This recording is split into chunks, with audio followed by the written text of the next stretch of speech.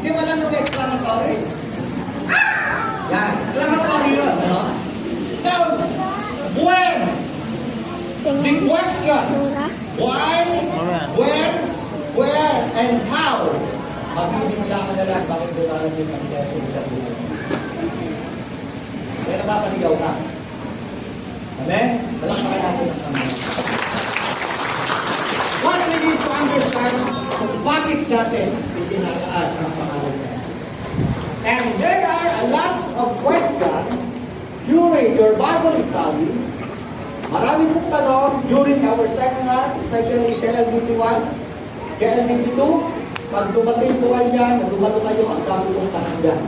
And when you are encouraged to attend sa LBT1, sa LBT2, sa LBT3, please, don't come without a question. Amen. Huwag po kayong dadalo na walang tanong.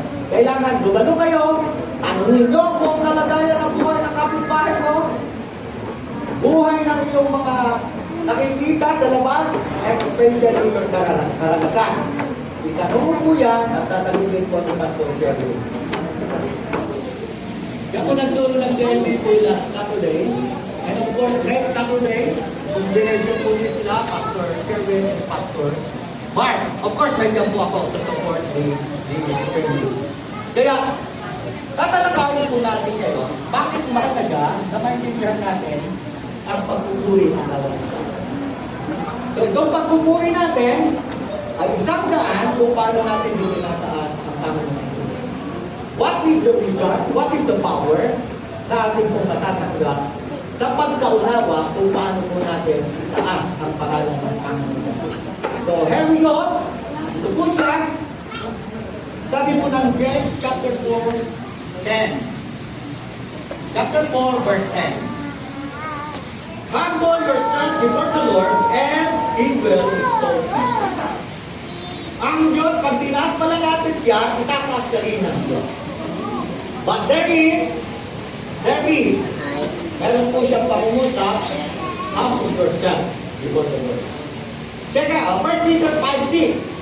Humble yourself, therefore, under the mighty hand of God, so that at the proper time, He may exalt you. The difference with this verse, parang ito present, sabi niya, humble yourself before the Lord and He will exalt you.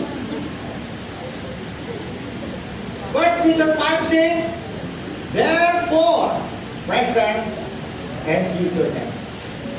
Amen? Hindi ba kayo?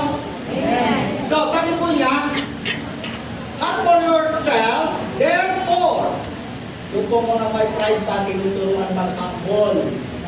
Para, kung magkakaganon, under the mighty hand of God, so that at the proper time, He may exalt you. Amen? So, ito po ang kalahatan. Number 3, James 4:6. But He gives more grace, therefore, it says, God opposes the proud, but gives grace to the humble. Ito po yung tatalakayin natin kung paano at bakit natin kailangan itaas ang pangalan ng Panginoon. Ang phrase po na we exalt to Jesus signifies isang malalim po na parang yung reference, ginagalang mo siya. Reverend. Kagalang-galang. Nakita po yung kagalang-galang na tayo siya, kinukuha po yan ng mga politiko. Hindi naman sila kagalang-galang. Hindi po lahat, no? Baka mamaya tumakbo ito ng mayor. Baka mamaya tumakbo kayo ng mayor na may tamang puso. Hindi po lahat. And kung makikita po natin dito, a deeper reverence and honor for Jesus Christ, exaltation refers to elevating something to a highly status or position, open, associated with God's glory in our. Ito pong pagtataas natin ang pangalan ng Panginoong Jesucristo ay dapat nung isang taong ka naglingkod, Hindi mo ba naintindihan? 5 years ka na ngayon na naglilingkod, dapat tumataas ka na inilimit. 50 years ka na naglilingkod, dapat mas mataas yung pagtulawa mo kung paano mo itataas ang Panginoon. Amen? 65 years old ka na, kagaya mo, dapat mas mataas kung paano mo maunawaan ang pagtataas ng pangalan ng Panginoon. Amen? Amen. Ay kung balik na rin natin. 65 years old, bumaba yung pagtataas niya sa pangalan ng Panginoon. Bakit? Sabi mo sa katabi mo, huwag ka sa tampo. Mamaya tatalakarin natin yan. Bumaba ba kadalasan kung paano natin itataas ang pangalan ng Panginoon Jesus because of misunderstanding. Sinidrugs niya. So, dapat, unawain po natin kung gaano na po tayo kalapit kay St. Peter. Amen? Ayun ang mga kids, oh. Ayun ang mga kids. So kung gaano na kung tayo kalapit kay St. Peter, dapat mas malawak ang pag-unawa natin at dapat natin gawin ang mas makatotohanang pagtataas sa pangalan ng Panginoon. Amen? Dapat gano'n. Hindi yung tayo po'y tumatanda, tatalakayin natin yan, bato-bato sa langit, tamaan, bakpakahampo ng pangalan mo. Eh, sabi po niya dito, kaya higher status of position, open and presented with God glory and honor. Where it is stated that God exalted Jesus to the highest place, giving Him the name above all names, which emphasizes His supreme authority and power. The act of exalting Jesus is a testament to His role as the Son of God and the fulfillment of God's plan for our soul. Bakit natin kailangan maunawaan na ang pagtataas ng pangalan ng Panginoon Jesus ay mahalagang katotohanan ng ating pong pagpupuri sa Kanya? Because Jesus Christ has a plan. And Jesus Christ is our Savior. Siya na ang Savior natin, may plano pa siya para sa iyo. Amen? From darkness to light, God has a plan. So, kung titingnan po natin, para maging katotohanan po ang pagtataas natin sa pangalan ng Panginoon Jesus, bakit? He is our Savior. Jesus Christ sent by the Father, at siya po hindi nagreklamo, parang lupang papatayin. Walang imig, binuli, nagpapako sa krus ng Kalbaryo, inilibing, at muling nabuhay. At pagkatapos, tumira, 40 days, kaya yung 40 days po ginagaya natin ngayon. Pero paalaala ng 40 days, because of what Jesus has an example. Ngayon, kung titignan po natin ito, He is our intercessor. Ano po ba ang intercessor? Therefore, He is able to save the uttermost, those who draw nearer to God through Him, since He always lives to make intercession for them. Ano po yun? Ang Panginoon po ay nasa kanan. Kanan, ito po ang Ama. Hindi ako ang Ama. Halimbawa, ako to, si Father to, tapos si Jesus nasa kanan. Bakit po nasa kanan? Sabi nga nakaupo. Kasi nga po, siya po ang ating intercessor. Ang intercessor po, pag ikaw po ay nanalangin, kasi sabi natin, lahat ng panalangin, sinasabi natin sa pangalan. So lahat ng panalangin po natin, hinihingi sa pangalan ng Jesus at ang Panginoong Jesus natin ang intercessor.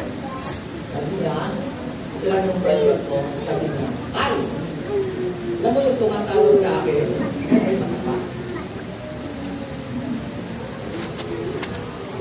Matapak yan. Kaya yung hinihiling na, ibigay mo na. Diba kayo? Okay, Diyos. Kaya intercessor.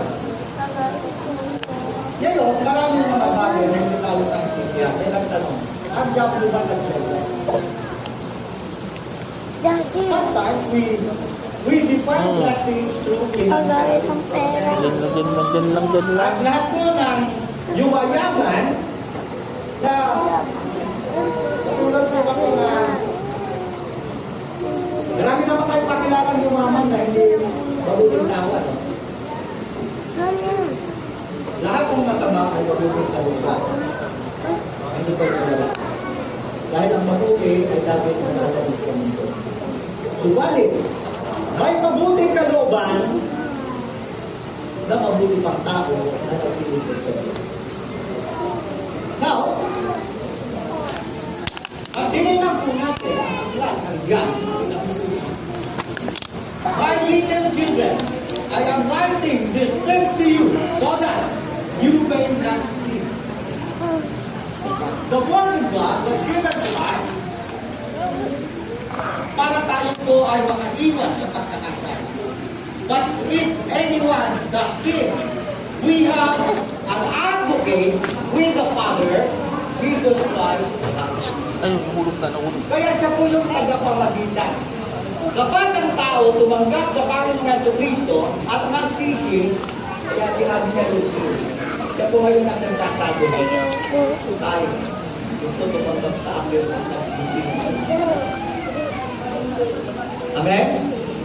Then, kapag nagsisi sa kasalanan, for Christ did not enter a man-made copy of the true sanctuary, but He entered heaven itself, down to appear in the presence of God on our behalf. Kaya ang Panginoon Hesus Kristo, kaya tinawag na kaupo sa kanan ng trono ng Ama, Diyos Ama, kasi siya po yung taga-parating in our behalf. Amen. Now, kapag tayo po ay nagkaroon ng tamang pananaw kung paano natin itataas ang Diyos, ay nagsisimula sa pagpapakita. Everybody say humility. Tingnan mo naman katabi mo.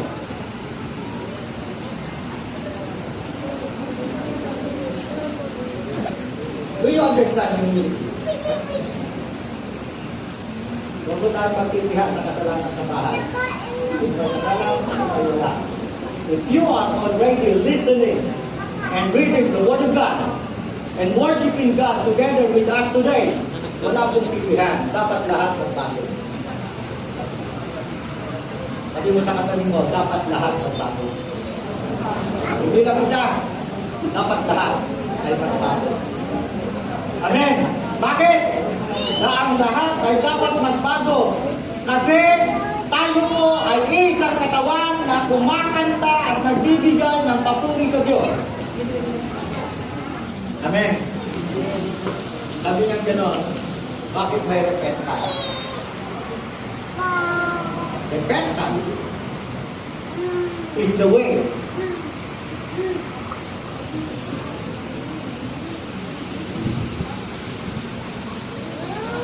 Hindi lang pala way. Repentance is the only way to change. Paano ka magbabago kung hindi ka magsisisi? Kahit nasabihin pa natin theological yan.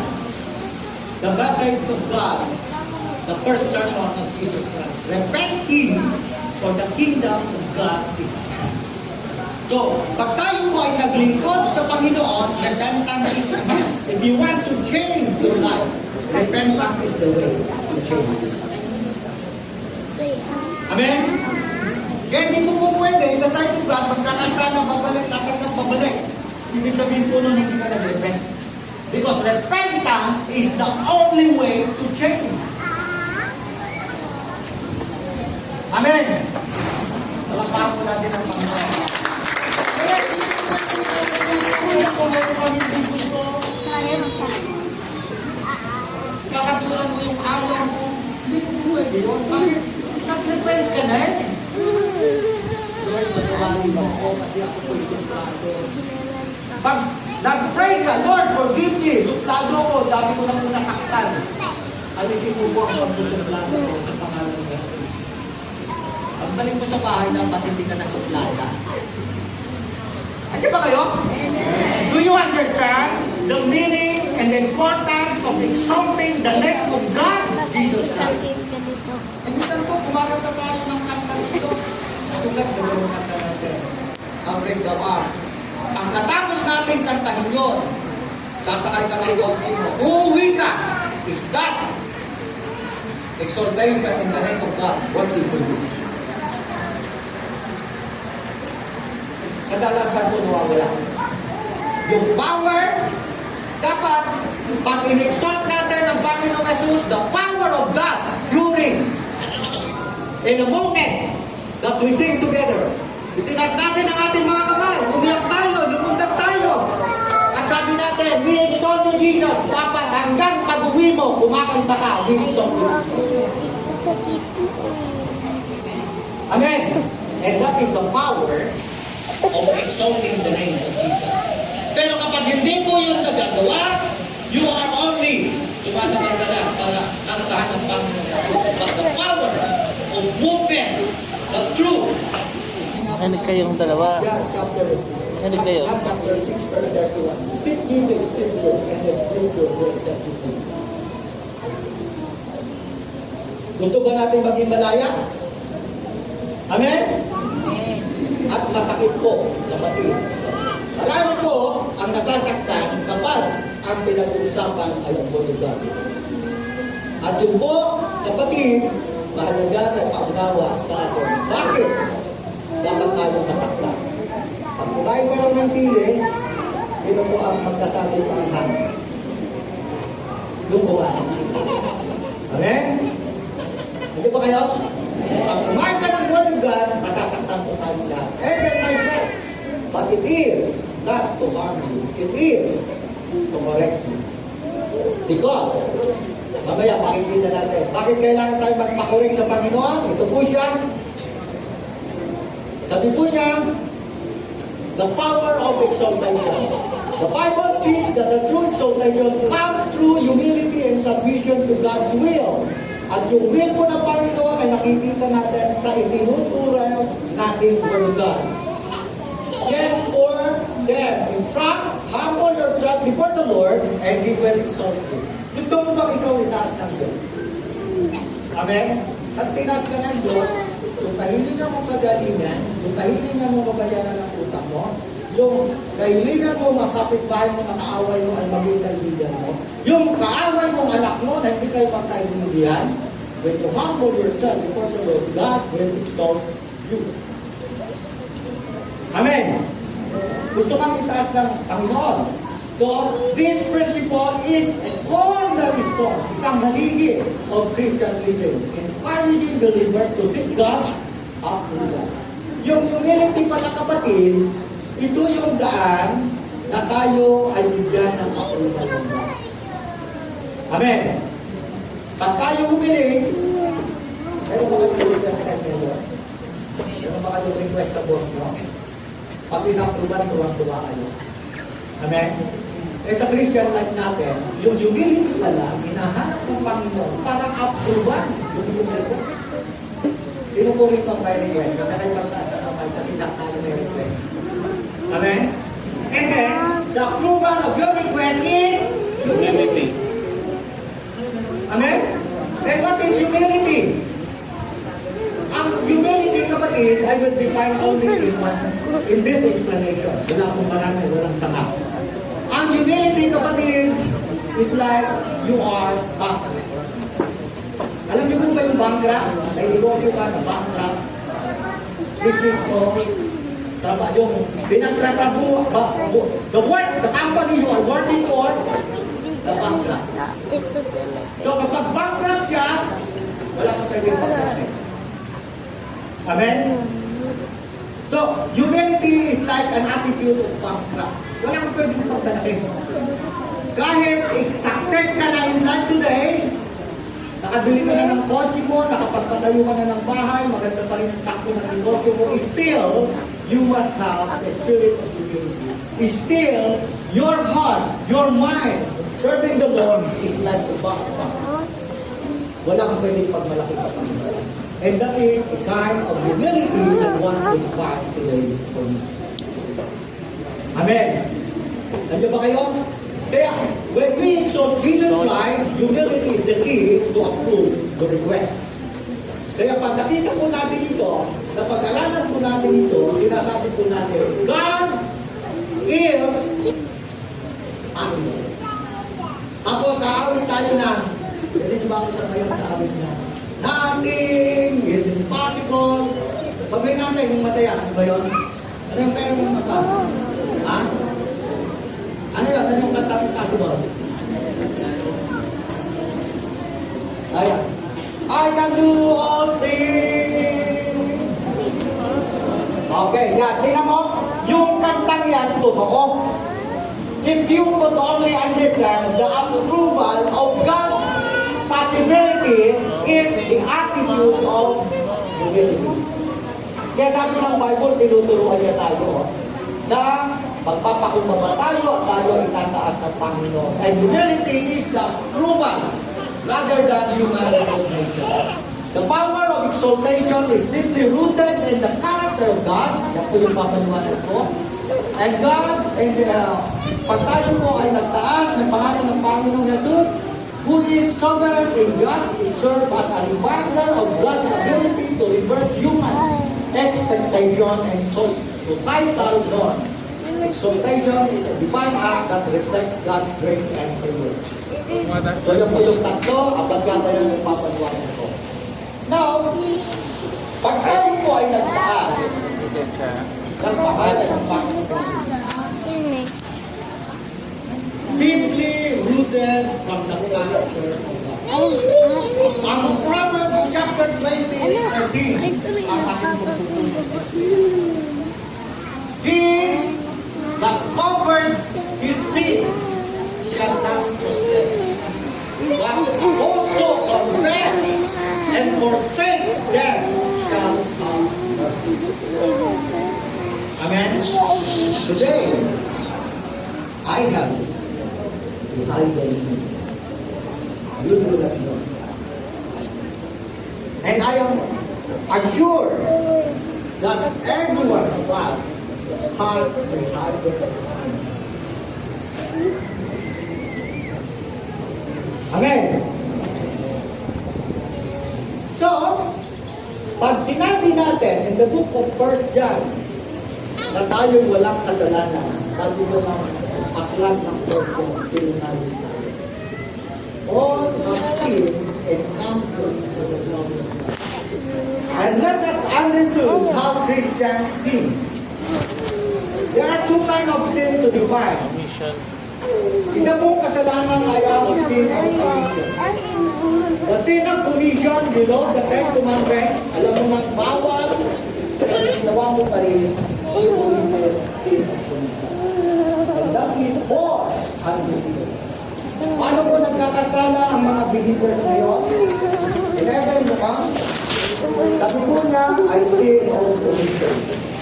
Anumang mabuti na hindi mo ginawa ay guilty of sin. Alam mo, mabuti ang magpatawad at hindi ka nagpapatawad, we are guilty of sin. Amen? Hindi ba kayo? Amen. Ako po may utang. Lahat tayo may utang. May utang kayo? Amen? Lahat tayo may utang. Hindi utang ka loob ba? Utang ka ng pera. Pera talaga. Magkayo kami ng buko sa buhay. Kami po yung kapatid tayo ng dahil sa utang. Ang lang utang, hindi namin nasilunan. Tuloy-tuloy po yung construction, utang nyo. Baka lang mo nila dami ng pera. Hindi ka na po. Para sa kakuha ng pera!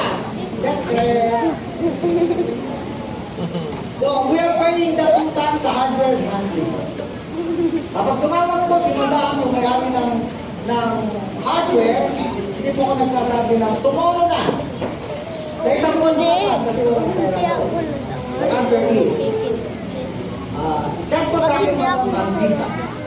Alam mo ba Gika? Present po yung mga ng Gika. Sabi ko po, ikaw hanga. Nagkaroon po ng saklolo. So, hindi po tayo nangangatwira dahil may utang tayo. What we need to do is to comply our commitment to pay. Amen, di ba kayo? Because, why I am doing this? Because I am exalting the giver. Hindi natin Tinataas ko yung leader. Okay lang pakinggan niyo ko, I have a commitment. Okay. Yes. Bakit? Nagtitiwala ako ng leader na papalit ng mga kapag binigyan ako. Ayun, mali. I trust the Lord. Amen? I trust the Lord that God will work. God will talk to them. And God will talk to them to give me a love him to pay my utang. I trust the Lord. So, ganun po tayo. Ang maganda lang, maintindihan mo, huwag kang takuhan, huwag kang takuhan, harapin mo. Amen? Any problem, harapin natin. At pag hinanap po natin yan, yan po ang palatandaan ng kapangyarihan, the power of exalting the name of God. Amen? Kaya, being the covered in sin, yan, ay hindi po pro-prosper, pero ang mga nagko-confess ng kanilang pagkukulang at pagkakamali, ang ibang punto, will receive mercy. Amen? Ano ba kayo? Ano, hindi ba natin tayo tumanggap ng awa ng Diyos? Una, hal. Ako ilalagay ko. Amen. Confess it to the Lord and ask the Lord to give you strength, to give you power, to give you a good health. Para makabalot namin. Amen. Malakpakan natin ang Panginoon. So, ito po yung mahalaga that we understand that we exalt the name of God and the power ng pagtataas ng pangalan ng aking weapon ay nanalo ng lahat at sila na harapin ang ating Panginoon. Amen. Bakit yan? Ngayon, if you are concerned to the message, patuloy mo kapatid may mababago sa buhay mo. Yung dating sinisigawan mo, mamahalin mo. Yung dating inaaway mo, matutulungan mo siya. Yung ako dito ay tumatawag. Yung away mo, matutulungan mo siyang patawarin. Amen. But, if you will not do that, hindi mo natin natatanda ang power of exalting the name of God. That is the power. At dininipan po natin yan ang power of the Holy Spirit.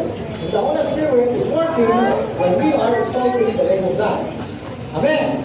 So, yan po yung number one, dapat deeply rooted from the character of God, not your character, not your advice, not your reasoning power, but by the character of God. What is the character of God? Ito po, sabi po ng Word of God, without holiness, no one can see the Lord. Without maturity, no one can see the Lord. Without perfection, no one can see the Lord. Kaya po, ang mga mananampalataya, ang aim po natin is to be like Christ. Yun po yung aim ng Christian life. Ngayon, if we want to see the Lord, what is the character of God? Ano po na ito? Ha? Sige. Ngayon, yung tatawag po sa Panginoon sa gusto kong sabihin sa kanyang pangangailangan, because God is the sovereign authority, He is the author of our faith, ayun po yun. Hindi po pwede nagtatawag sa Diyos ay tulad lang. Amen? Hindi rin po pwede na kulay gray. Kulay pula. Dapat kulay gray. Without the character of God, na kanya po pinapaliwanag sa atin that we must be mature, that we must be holy, at we need to be hello, sa kayo? Kaya sinasabi niya, do not hide over your sin. Confess it. Na kapag tayo kumanta ng holy, holy, kapag tayo po nag-exalt sa pangalan ng Panginoon Jesus, dapat po bulgar. Lord, gamutan ako. Dito ako. Holy, holy, Lord, gamutan ako. Tatlong buwan ko nang tinataguan. Holy, holy, holy, oh God. Dapat po bulgar. Amen? Naririnig ng Diyos kami na confess. Ano ba kayo? Amen. Lord, galit ako. Kanino ka galit? Sa asawa ko. Confess nyo. Amen? That is the way na tayo po ay nagiging kakulay ng kabanal-banalan ko. When we confess our shortcomings, Anak mo malikot. Kumalikot yan ha. do not reason. Be humble. Hindi, Accept. malikot. And God will do the leadership. Amen. And so, number 2, ito po siya, reminders of God's ability to reverse human expectation. Pag tayo po kumakanta ng may katotohanan at we exalt the name of Jesus Christ, ito po ay reminders of God's ability. Kaya tayo po ay kumakanta ng nothing is impossible. Paano po nangyayari na ipaganap ng Diyos ang katugunan ng ating mga pangangailangan? Sabi po ng Proverbs chapter 3, let love and faithfulness never leave you. Meron pa ba mong pag-ibig? Meron ba kayong pag-ibig? Hello? Everybody say, pag-ibig! Hindi lang ang Diyos ang ibigin mo. Pag inibig mo ang Diyos, ibigin mo ang asawa mo. Pag inibig mo ang Diyos, ibigin mo ang manugang mo.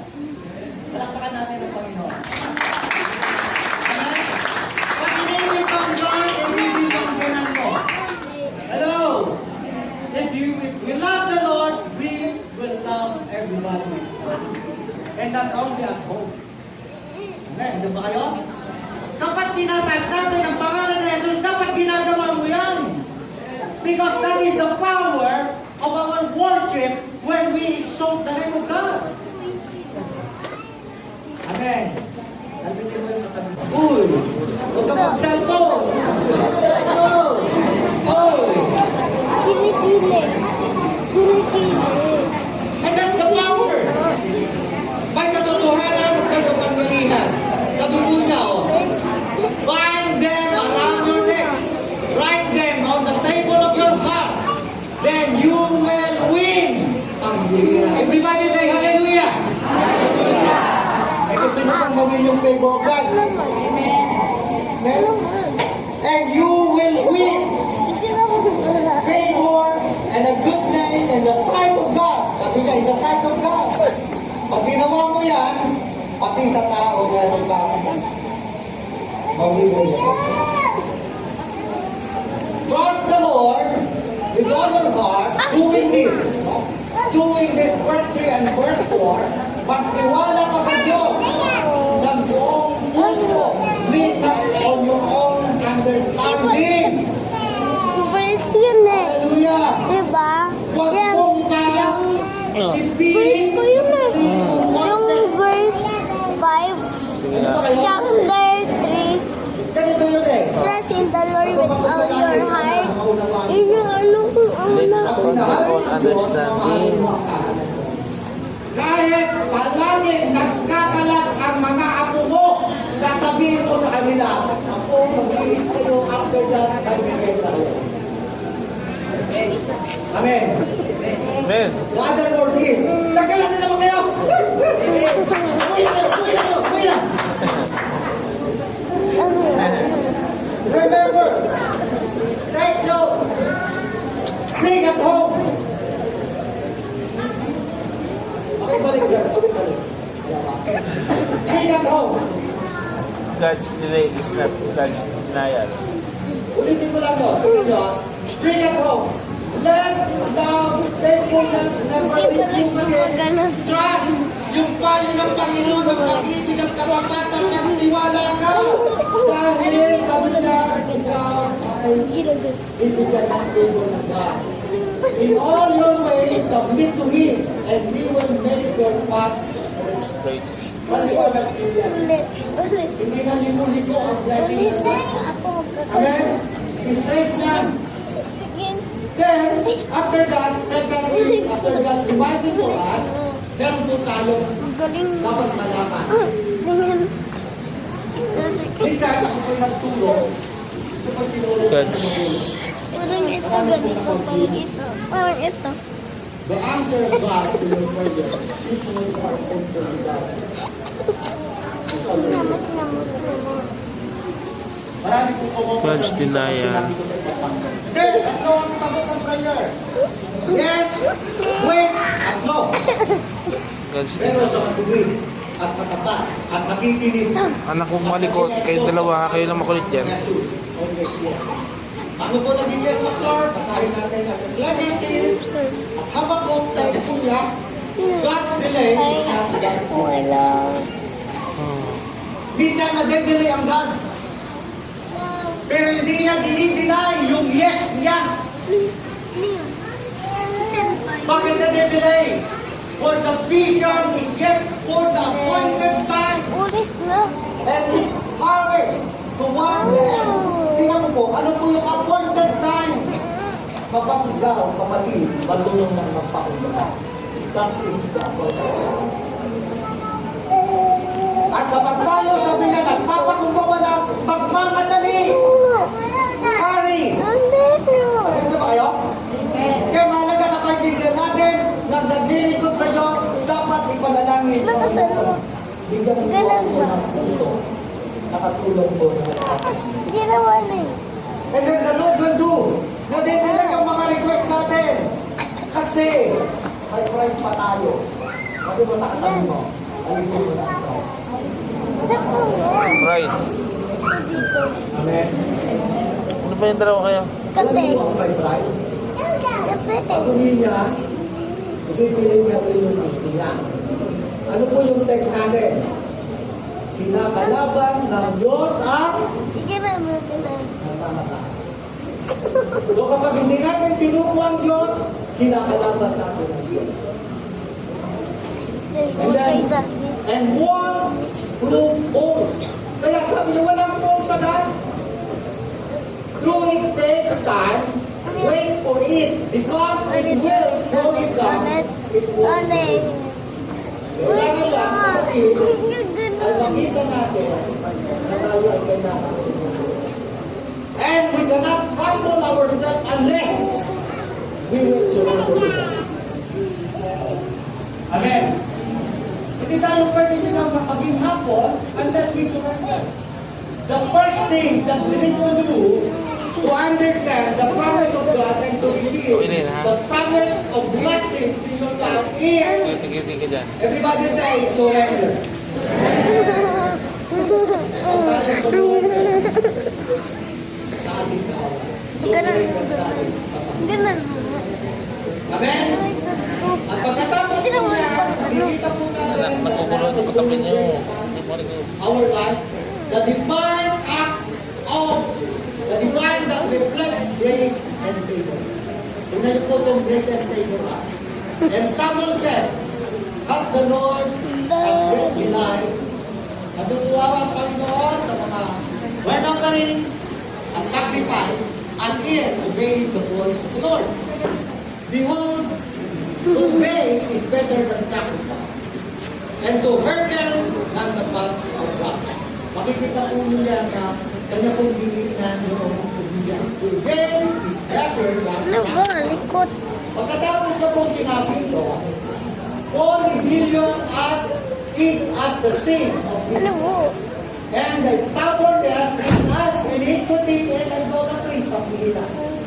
Yung katigasan ng puso at isip at kataluan natin, na tanggapin ang humility is what we call katigasan ng ulo. At tigas ng ulo ng mga anak ko, sabi ng Panginoon, sulit sa Israel. So if we will not understand and try to understand and to surrender our life to God, ang conclusion po yan sa definition ng Bible, you are stubborn. At marami po sa atin ang stubborn. Since God proclaimed, since God informed na ang rebellion ay isang kasalanan. Amen? If you disagree with what is God and rebel in the sight of God, ang patutunan po niya ay bigla. Di ba lang po palintasan po? Sabi ko na ng liberation. Di mo pa matatapon, matagat ko natin ang konsya, ang mga mangkukulang. Eh yung palang hindi natin magtanggap at kasigasan ng Kurot, mundo, kurot, maging pagkakit, kaksulat. kurot. Di ba kayo? So, pag matigas po ang ulo natin, nakakatwiran tayo ng sarili natin katwiran, sabi ng Biblia, katulad ka. Sige, di na shopping. Huwag nyo na magsabihin. Kulit ka pa. Ganito pa ngayon. Tawag nyo? kulang. What? This is only explaining how we get pinag-blessing. Kaya din natin po dito, what is sacrifice, what is obedience? Ang obedience and sacrifice is something that is in our day today. I give you an instruction. Ito yung instruction ko. Then, you did behind my instruction. You did behind. Lumampas sa aking instruction. Kasi alam mo mabuti. Nung ginawa mo na siya, that is your sacrifice. Amen. Nagay niyo ko? Yun yung ginawa mong sakripisyo na kapag sinita ka, mabuti naman yung ginawa mo. Bakit? Masama ba yun?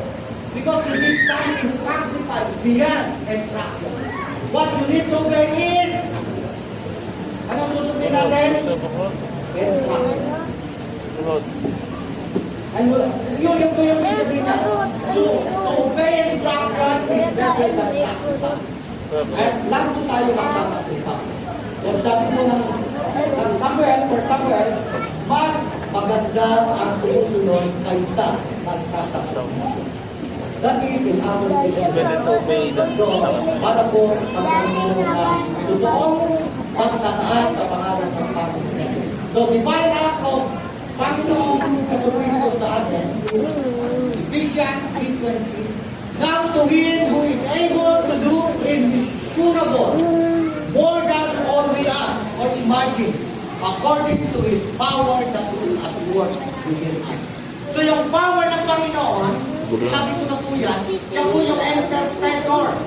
And all power and authority was given in the name of Jesus Christ. Kaya sa pangalan ng Panginoong Jesucristo, sabi niya, to Him who is able to do immeasurable, more than all we ask or imagine, according to His power that is working within us. Kaya yung makatutuhan ang pagtaas ng pangalan ng Panginoon. God can do immeasurable. Amen? Kaya mahalaga na maintindihan natin yung nasa logo natin, we exalt you, Jesus. Palakpakan po natin ang Panginoon. Mahalaga po ito. Kapag naintindihan natin ang pagtaas natin sa pangalan ng Panginoong Jesus ay isang bahagi ng ating pong pagpapala sa Panginoon. Makikita po ninyo. Gusto nyo win ang favor of God. Amen? Gusto nyo ba win ang favor of God? Kung kung pinapag-aralan natin. Bukol. Bukol yan? And then, Ayaw nga na. sabi po ng Okay. the smallest one will Ay, become hindi. a family. Ha? Kaya po rito, yung mahihirap ngayon, ako po mahirap, yung mahihirap ngayon, na doon, magsamba sa pangalan ng Panginoon Jesus ay tinataas siya ng may pagpapakumbaba. The smallest one will become a family of 1,000, and the least, pinakamaliit, one will become a powerful nation, and I, the Lord, will make it happen in his life. Kaya mahalaga ang hallelujah. Then, ano po ang magagawa? Sabi po ng Isaiah, chapter 40, 18 to 20, sabi po niya, if only you had paid attention. Everybody say attention! Attention! Attention. Attention. Sabi po niya, tingnan nyo ha, if only you had paid attention to my command, your feet would have been like a river, your well-being like the waves of the sea, your descendants would have been like the sun, your children like its number of rain, their name would never be blotted out, nor destroyed from before me. Yan po yung ha, kung paano natin maintindihan ang itong kita. Ayaw mo na damay ako. Tagalogin natin. Ito ang Tagalog. Tingnan niyo po. Tagalog please. Ito ang Tagalog. Tagalog sir. Wala. Wala yung Tagalog. Ito po yung Tagalog. Tingnan niyo.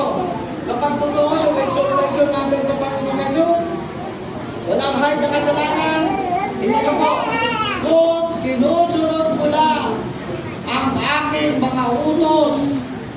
matigas ang ulo right now.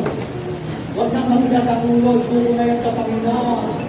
Pagpapala, sana dadaloy sa'yo. Paano dadaloy ang pagpapala? Parang ilong na hindi natutuyo. Agos. Gusto niyo ba yun? Sunod natin. Pangalawa, tagumpay mo sana. Bakit sinabing sana? Ano ba kayo? Gusto nyo maging matagumpay.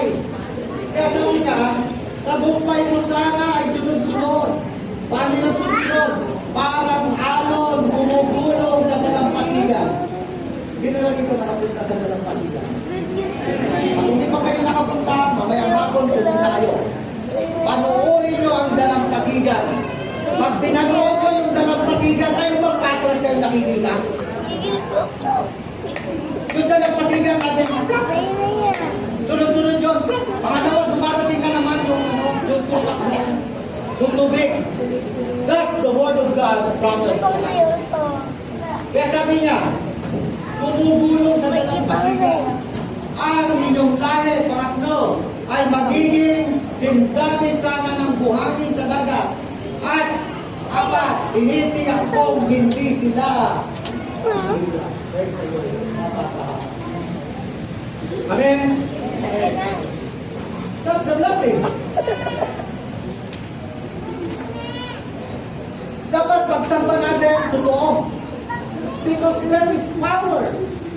There is blessing. God promised us all these things to the humble people. Amen? Everybody say, we exalt you, Jesus. We exalt Jesus. Let us stand together and shout this to the Lord. Hallelujah. Praise God. Makasama po tayo ng yung tag po natin ako.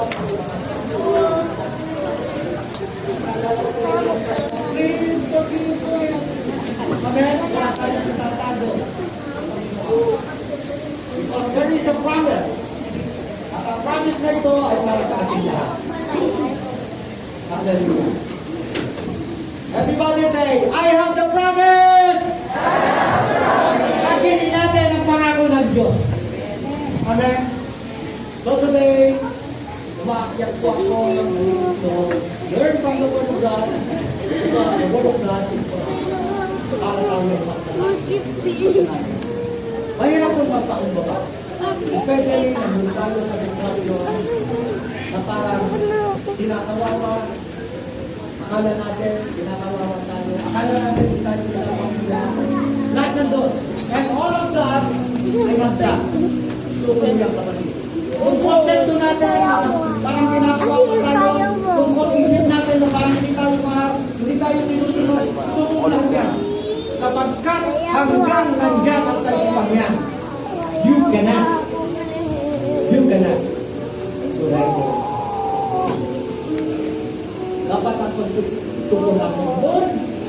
Kahit sila hindi magandang tingin sa atin, ang dapat naisipin mo natin. I surrender my life. Ang malabo, hindi na ako. Amen. Ulit dito po. As we surrender our life to God, lahat ng malabo, yung tubig, pag kinalang mong gano'n, malabo, pag hindi yan nagagalaw, sa araw, malinaw na yan. Amen? Ganun po ang Panginoon. So, let us learn to surrender to God. Let's have a quiet life to do this. Because God... Iyan ko na lang kaya yung ilong niya para may sipon na. Hallelujah.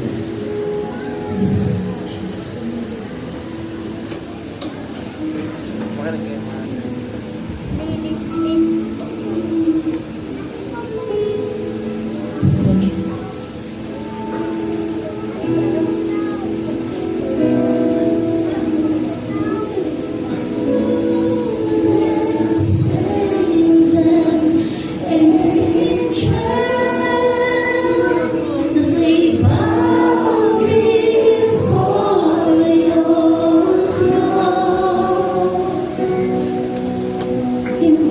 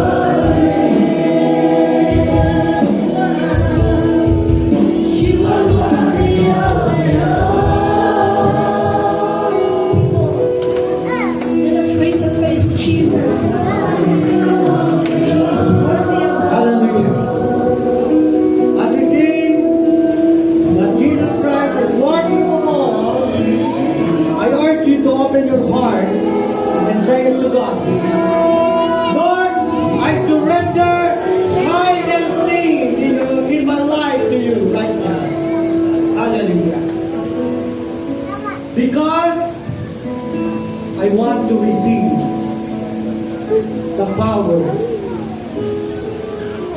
of exalting the name above all names. I want and kneeling down to receive, oh God, the power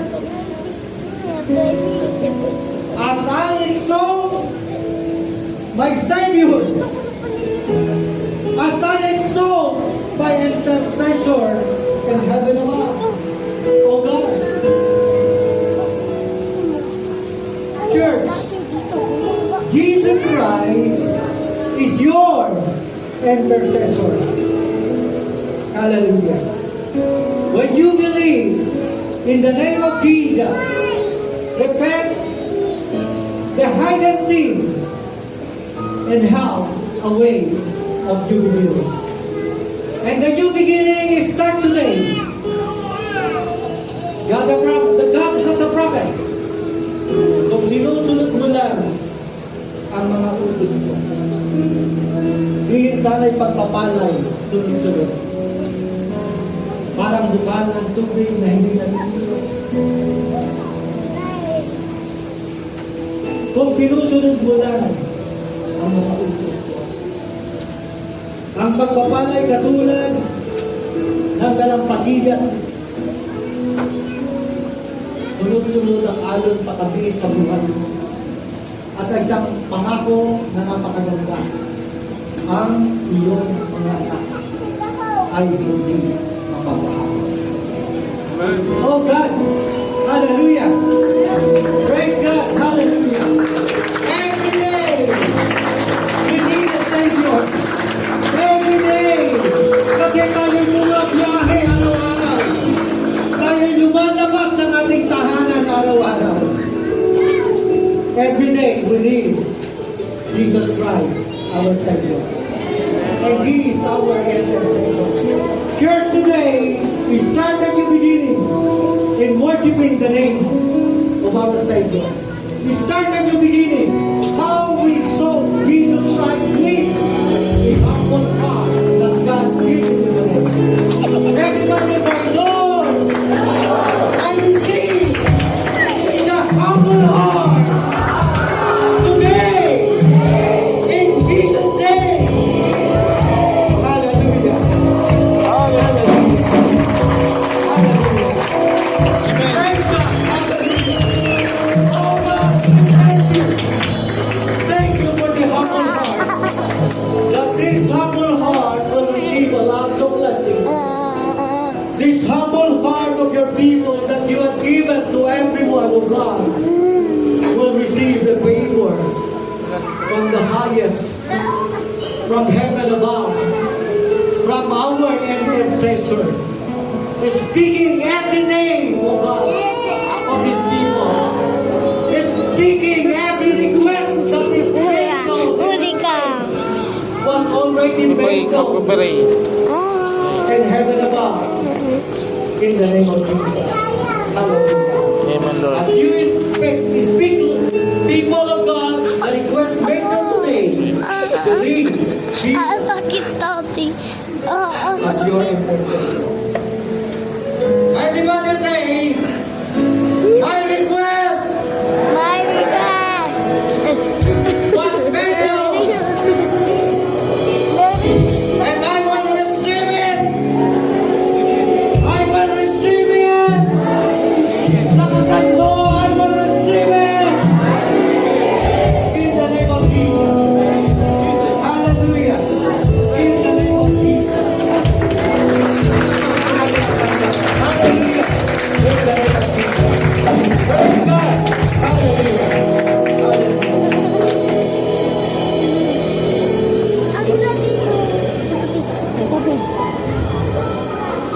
Tubig kayo na tubig. All you now, Kulit ko. Dito kayo. si Mama. Sa darating na National Thanksgiving Day, Ato, because Jesus died to give you life.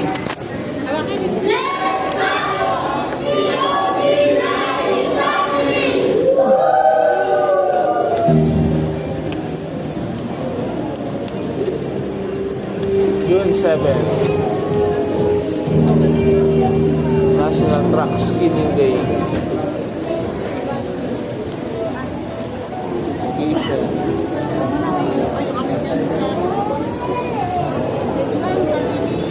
Education, wedding, counseling.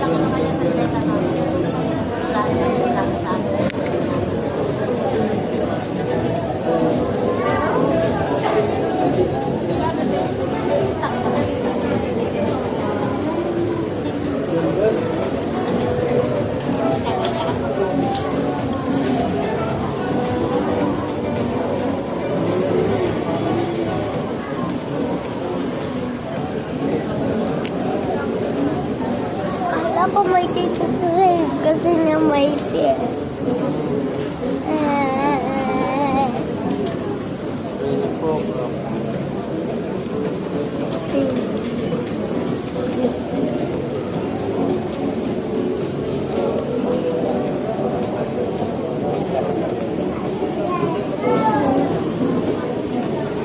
Hallelujah! Sa mga pong malakas na palakpak pa sa ating Diyos.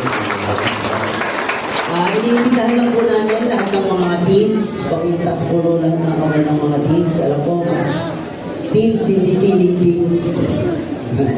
Meron po tayong gawain mamaya, alauna. So, i-encourage po namin mga nanay, baka pwede nyo pong tapikin or batawag po. Ano ba si Ruben? Invite nyo po yung mga anak. Gusto mo lang magtawa-tawa. Alauna para sa ating gawain. Taas po natin ang ating tithes and pray. Ito na masilin. Hallelujah, Lord God. Once again, we glorify you and we honor you, Panginoon. Dakilang Diyos, isa pa po, lumalapit po kami sa inyong presensya, sa inyong banal na trono, Lord God. Gusto lang namin, Panginoon, magpasalamat sa napagandang umaga, sa napagandang araw, Panginoon, yung pinagkaloob. Kami po ay muli mong pinagsama-sama upang maging isang pamilya sa loob ng iyong bahay dahil Ulit-ulit na lang. Panginoon, nato po ang aming kaloob.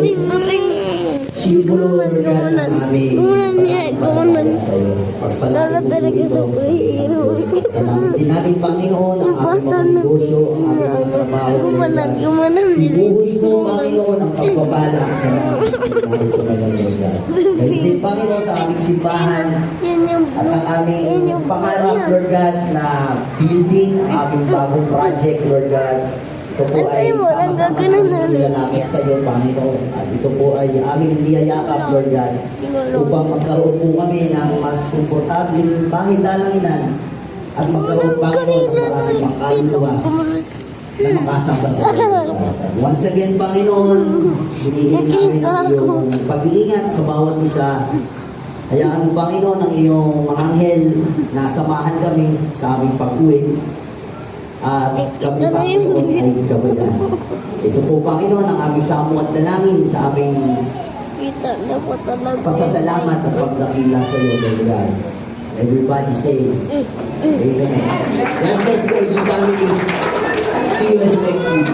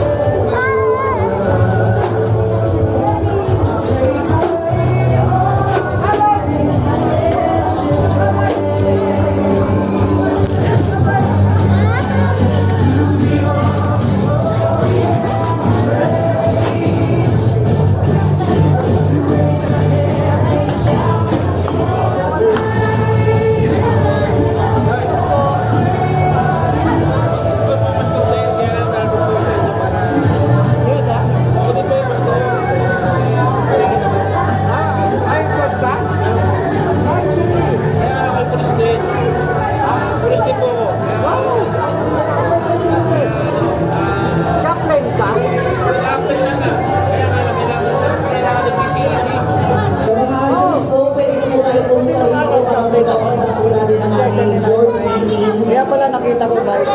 Sinagawa ko po namin lahat po ng mga ushers, member po, Ministry. Lang siya. Maganda yan, kasi kailangan ng kapulisan.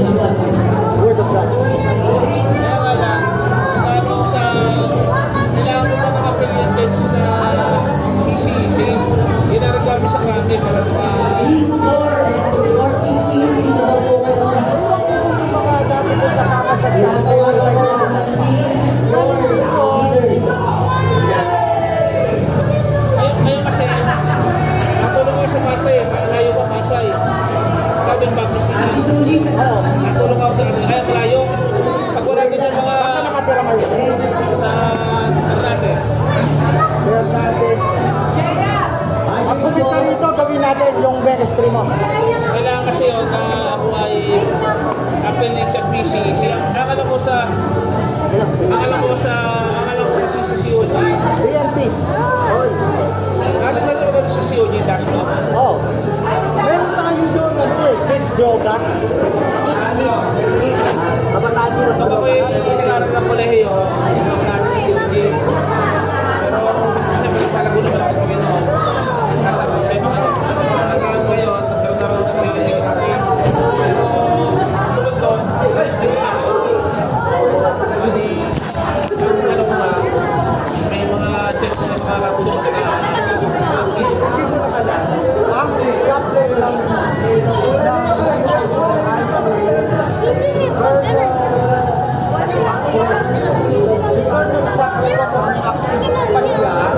Navy siya.